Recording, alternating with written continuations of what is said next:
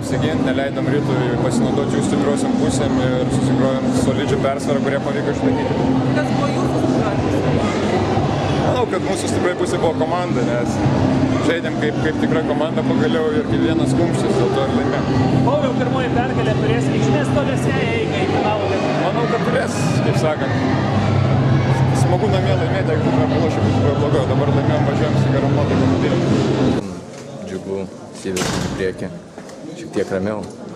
Buvot labiau pailsėję nei priešininkai ar kažkas kitas pradėjo? Sunku pasakyti, nežinau, kaip priešininkai, kiek jie yra pavargę, kiek pailsėję. Mes einam savo keliu, dirbam, turim ir laisvų, ir treniruočių, todėl sunku pasakyti. Pailsėję ir pavargę, nežinau, kam geriau, mums ar jiems.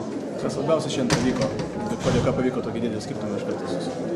Aišku, gynyboje buvom susikoncentravę labiau, puolime žaidėm savo krepšinį. We were well prepared for this one. We got to be now focused on game 2. We knew that Rytas had the Final Four of BTB League. Maybe they were a little empty, but now I believe that it's going to be a totally different game in Vilnius because now we have 4 days in between, and hopefully we as a team going to play good defense like we played today.